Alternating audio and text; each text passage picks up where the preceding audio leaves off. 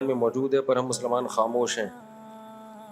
3 جنگیں لڑ چکے ہیں عرب لوگ، عرب ممالک 3. یہ جو ہر وقت نیگیٹو کی منفی باتیں ہوتی ہیں نا کہ مسلمان ممالک کچھ نہیں کر رہے عرب نے مل کے 3 دفعہ اسرائیل سے جنگ لڑی ہے، تینوں جنگوں میں شکست ہوئی ہے. اور وجہ شکست کی یہ ہے کہ پیچھے امریکہ سپورٹ کر رہا ہے. تو کیونکہ اسرائیل سے لڑنے کا مطلب ہے کہ امریکہ سے لڑائی، اس وجہ سے شکست ہو جاتی ہے. تو وہ 3 دفعہ لڑ کے بیٹھ چکے ہیں کہ اب کیا کریں ہم. ہونا یہ چاہیے اگر تھوڑا سا بارڈر کھول دیں نا تو پوری دنیا کے مسلمان پیدل ہی اسرائیل کو فتح کر کے آ سکتے ہیں.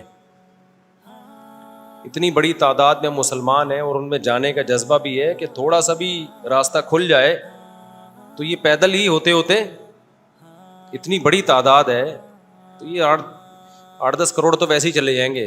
اسرائیل پہیاں فتح کر کے آ جائیں گے. لیکن بات یہ کہ جانے نہیں دیتے، راستہ نہیں ہے. کیونکہ اگر مصر راستہ دیتا ہے نا، تھوڑا سا بھی راستہ کھولتا ہے تو پہلے اسی بیس پہ اسرائیل مصر پہ اٹیک کر کے اس کے علاقے لے چکا ہے کہ مصر نے راستہ کھولا ہوا تھا مجاہدین کے لیے. تو اس بیس پہ اسرائیل نے آدھا مصر پہ قبضہ کر لیا. سمجھ رہے ہو؟ تو جب مصری ہاتھ سے نکل گیا ان کے تو ایسا گچھی پکڑی ہے نا چاروں طرف سے. تو اب دیکھیں آگے ہوتا کیا ہے، اللہ خیر کرے.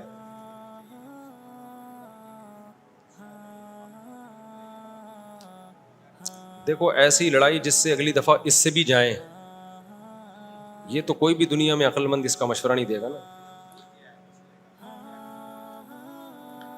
دیکھو مسئلے کا اگر حل سامنے نہ آ رہا ہو تو غلط حل کی طرف نہیں جانا چاہیے، یہ ذہن میں رکھیں. ایک آدمی بندوق لے کے آپ کو کہہ رہا ہے جیب میں جو کچھ ہے نکال دو. آپ کہیں میں تو نہیں دوں گا لیکن مسئلے کا حل بتاؤ. تو ہم کہیں گے اگر تمہاری جیب میں میزائل پڑا ہوا ہے تو وہ مسئلے کا حل ہے. اگر وہ نہیں ہے تو موبائل پکڑا دو اور پتلی گلی سے نکل لو.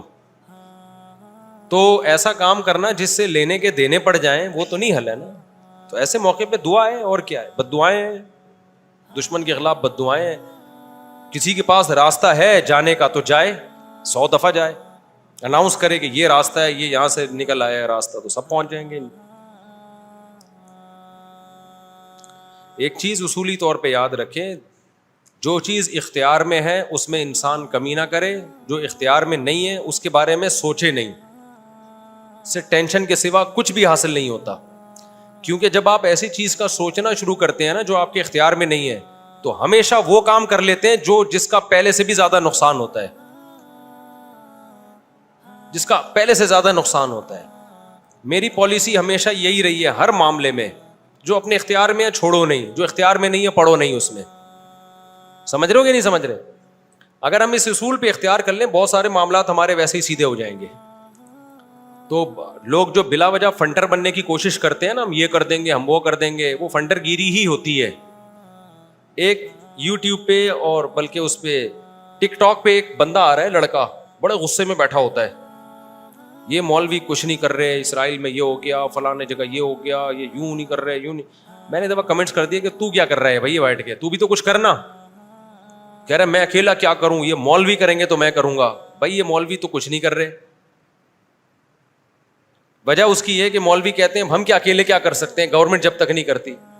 تو جو دلیل مولوی دے رہے ہیں وہی دلیل آپ بھی دے رہے ہو کہ یہ مولوی چونکہ نہیں کر رہے تو میں اکیلا کیا کر سکتا ہوں. تو بات یہ کر آپ بھی نہیں رہے. یہ باتیں کرتا ہوا وہ اچھا لگتا ہے جو میدان جنگ میں جا رہا ہو، لڑ رہا ہو اور دو بدو فائر ہو رہا ہو اور جہاد کر رہا ہو اور کہہ رہے دیکھو مولوی کچھ نہیں کر رہے اور میں یہاں بم رکھ کے آ رہا ہوں وہاں پہ اور شہید ہو رہا ہوں میں سب کے سامنے. جتنے اسکالر آ رہے ہیں یہ مولوی یہ نہیں کر رہے وہ نہیں کر رہے، بھائی تم بھی باتیں ٹھوکنے کے علاوہ کچھ بھی نہیں کر رہے ہو.